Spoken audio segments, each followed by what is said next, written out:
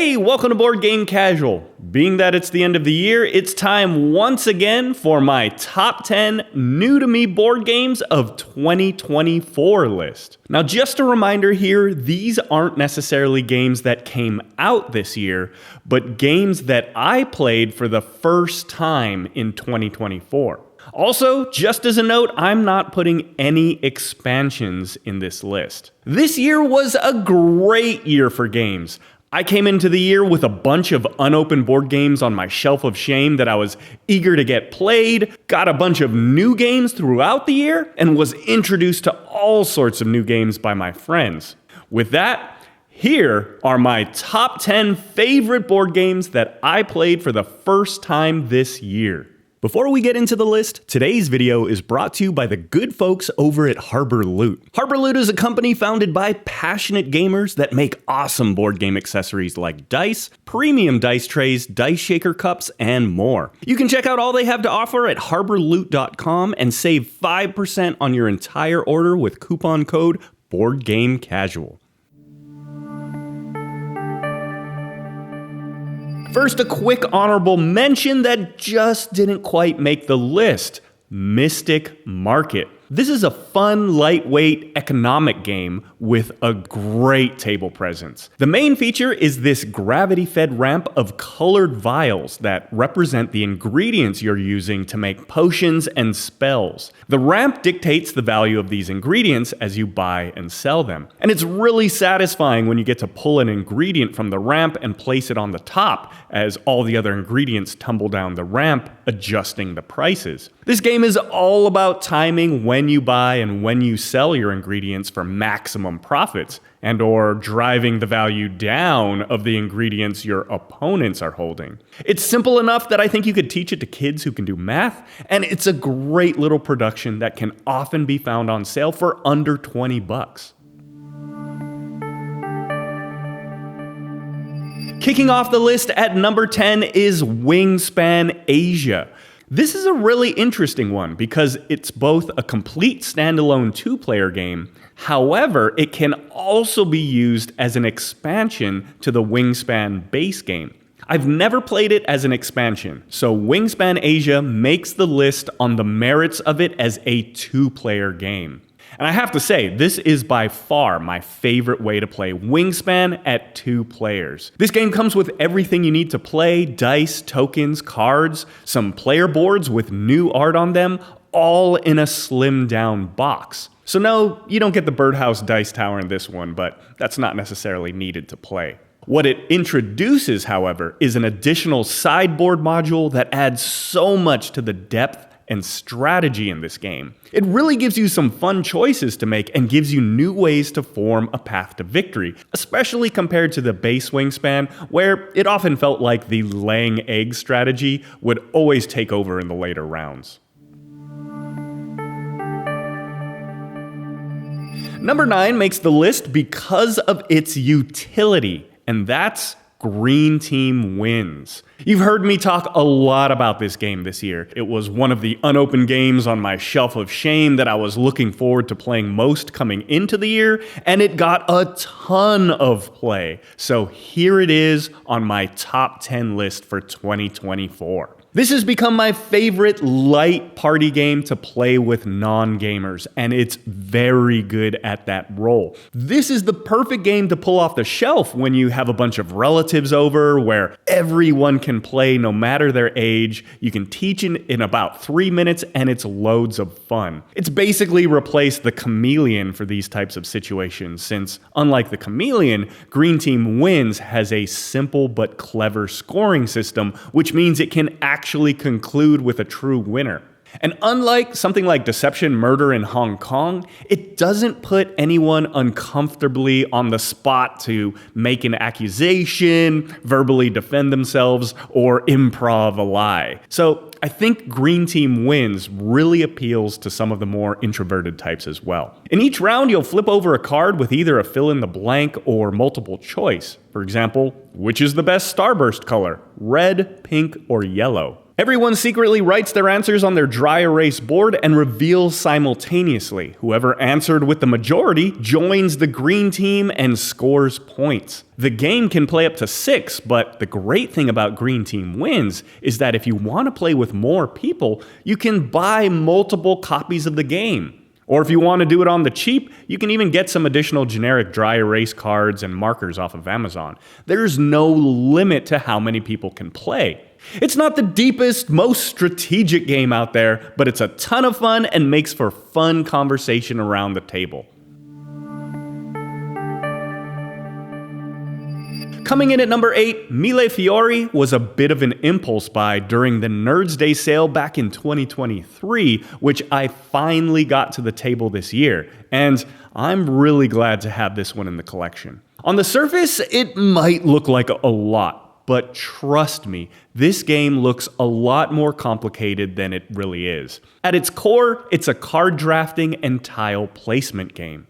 Essentially, on your turn, you're drafting a single card that will let you place one of your see-through colored tiles on a space in one of the 6 different scoring areas on the board. Each area has a different way of scoring. Some areas let you rack up points by chaining your tiles together, and other areas let you build off your opponent's tiles. It's really fun when you can place that tile that scores a bonus, which lets you choose and play a free card from the market, which in itself might trigger another bonus and another free card. In some ways, Mille Fiori reminds me of Azul Summer Pavilion, a game that I really like a lot, but if everyone were playing on the same board. The game feels really snappy, turns are pretty quick, although as you get later into the game, you do start to math out some of your different options. Well, if I put it here, then I get these many points, but if I go here, then I get a 2x multiplier and get to draw a bonus card. But if I go here, then I'd be the first one to get the 20-point bonus. And turns will favor the people who can do the math quicker in their heads. Overall, it's a great add to the shelf, fun for seasoned gamers, but also I think this is another good one for when I have people over who are still relatively new to board games. It's super easy to teach, and I think it'll feel familiar to people who come from classic games like Monopoly. I love Splendor. It was a game that hooked me right away the first time I played it several years ago, and I still love it to this day. And number 7 on the list is the more recent 2-player version, Splendor Duel. Wow, that's 2 2-player games making the list this year. Splendor Duel takes the core game of Splendor and adds several new elements, which add a lot more depth to the game and the decision making. It adds some interesting constraints to how you draw jewel tokens, for example, which now get laid out randomly on this board. Players have the free ability to refresh the board at any time, but get rewarded if they can be the ones to avoid refreshing the tokens, forcing their opponent to do so instead. It introduces these scroll tokens, which can be used at any time to grab an extra jewel, which comes in really handy when you're just 1 jewel short of the card you really want. It introduces new card bonuses that feel really powerful. These might let you do things like grab an extra jewel, steal from your opponent, or even take an extra turn. And possibly my favorite addition is that there are now 3 different victory conditions, giving you fun new ways to strategize and even pivot depending on what your opponent is doing. It makes the game feel less linear and adds a lot of variety from game to game. Amazingly, Splendor Duel brings all of these new concepts into the game in a very elegant and integrated way. I was worried that this game was going to feel clunky and that the new mechanics might feel like they were stapled on, but that's not the case at all. This definitely feels like a game that was designed from the ground up. I will say, compared to the original game, Splendor Duel plays at a much slower pace because it's a thinkier game with more choices. In Splendor, turns are quick. On my turn, I'll take these 3 jewels. Done. Back to my turn, I'll buy this card. Comes around to my turn again, well, now I can buy this other card. Perfect. It's really snappy. In Splendor Duel, there's a lot more to think about on your turn and what might be coming later. For example, I might be setting myself up to buy a card that has a bonus, which would let me immediately take another turn. But if I took that card now, I wouldn't have the resources yet to buy another card as my bonus turn.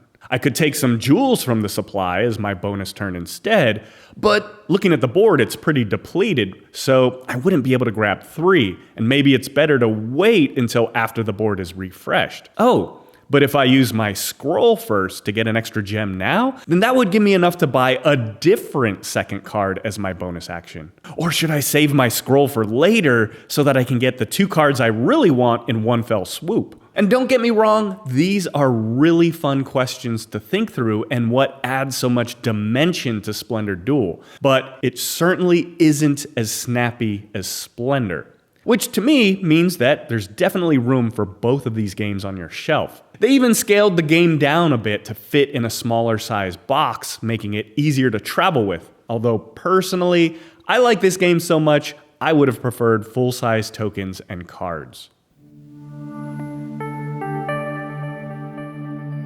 Number 6 is probably the biggest surprise of the year for me, and that's The Hunger. My buddy Andrew brought this game over, and for whatever reason, I was pretty reluctant in wanting to play it.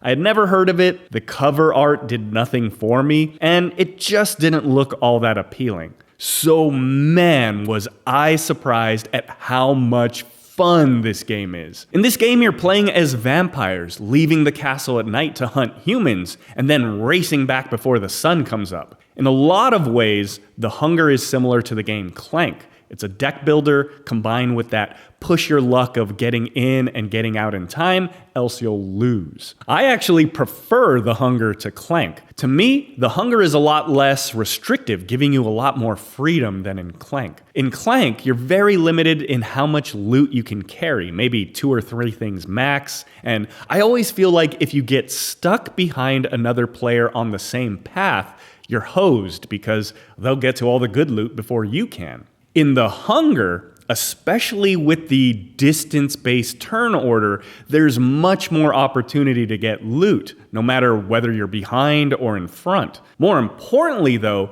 the loot tokens don't matter as much compared to your deck management and how you're using your hand. You can basically carry as much as you want in this game and even go back to the same well multiple times. Of course, the more cards you add to your deck, the more risk you might be accruing of it slowing you down. But ultimately, it's your choice to make and how far you want to push that line between risk and reward, which I really like. The game has great progression of feeling more powerful as it goes along, and I got to feel clever putting together a strategy that I could see was different from what my opponents were doing. I do have the feeling that this game has the potential to feel a bit samey after multiple plays, but the fact that this game often goes on sale for $15 makes it a no-brainer at that price. If you like Clank or deck building games with a little bit of push your luck, definitely check out The Hunger.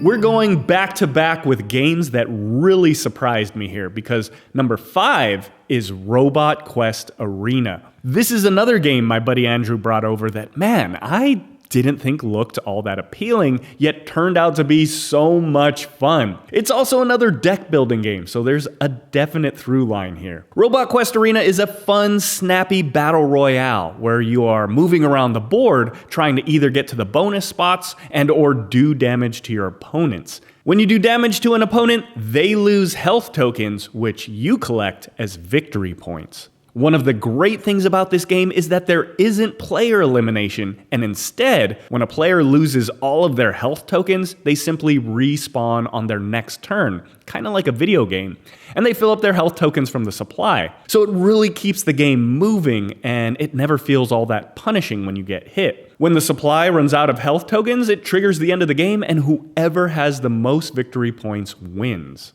The game has a great feeling of progression. There are always fun, powerful cards to buy from the market, and the production quality is top-notch with these fully painted, big chunky figurines. There's also a lot of clever flexibility built into this game. The battery resource is used for both movement and currency, so it gives you a lot of freedom in how best to spend them without clogging up your deck. The other thing that I really like is that you can play your cards in any order you want. even breaking up your actions. Move a little, attack, move a little more, attack someone else, buy a card, etc. Overall, it's a really fun, light-hearted battle game that will come second nature to anyone already familiar with deck building. It's super quick to learn. I actually think I prefer Robot Quest Arena to King of Tokyo at this point when it comes to this type of game.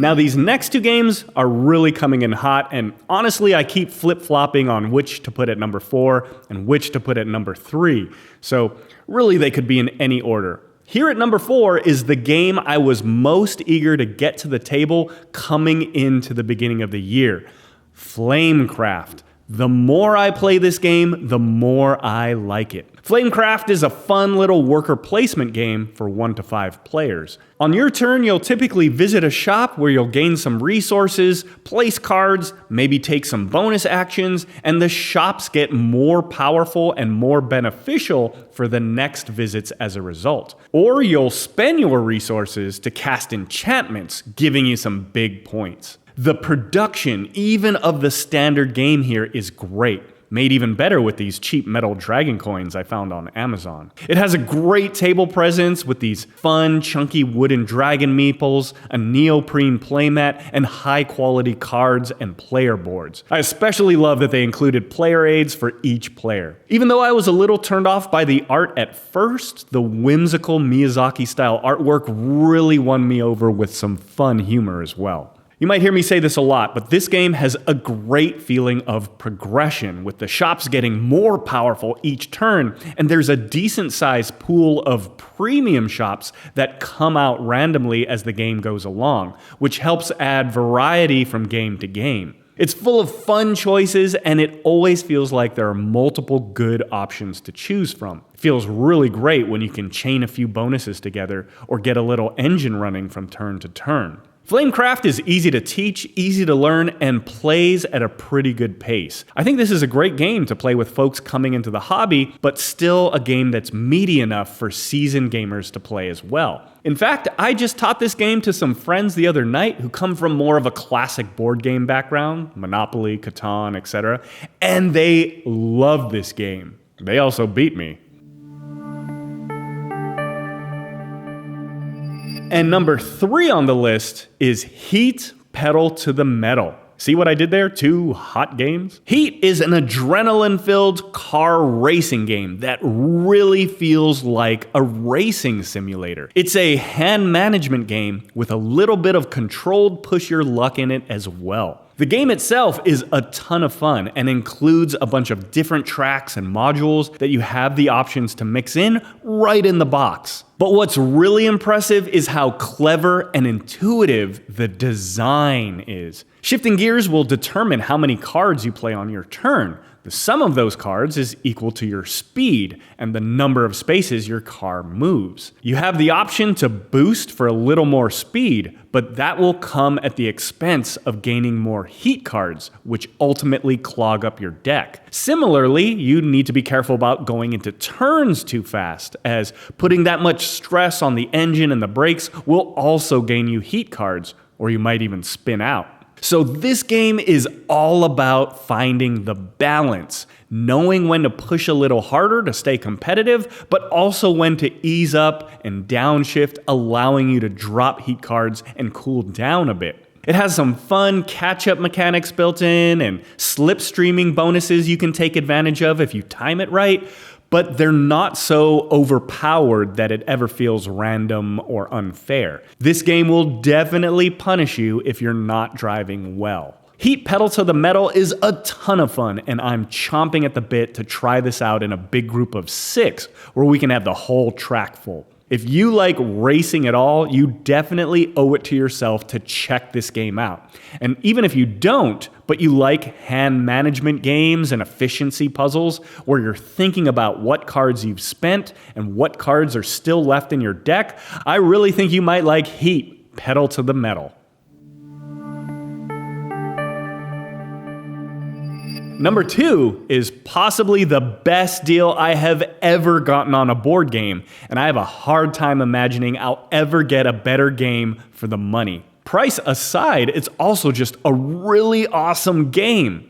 And that's the Funko version of Big Boss. I am shocked that this game can often be found selling for under $15, even under $10, because the production of this game feels like a premium $100 Kickstarter version. Big chunky building pieces, unique sculpts for each company, a dual layer board, wooden marker tokens, fantastic artwork, and even includes component trays. In Big Boss, players are playing cards to build or grow companies with these awesome plastic Lego-style pieces. Players can buy stock in any company on the board, so you're not necessarily tied to the ones that you build. And as the companies get bigger, their value, the stock price, goes up. Space on the board is finite, so eventually companies may get so big that they'll merge and one will acquire the other.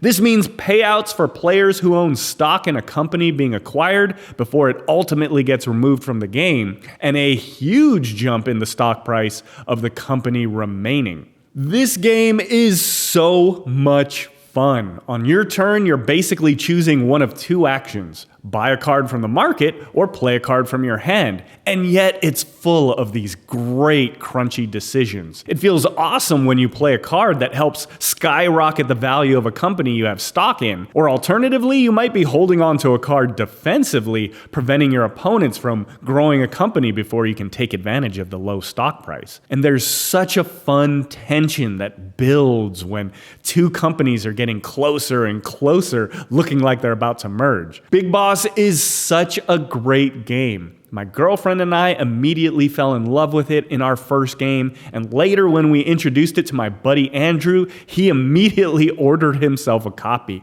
I've heard a rumor that Funko is shutting down their board game division, which is a real shame, because we need more affordable, high-quality productions like this. It also means that if you're interested in Big Boss, you might want to go scoop up a copy before they all disappear.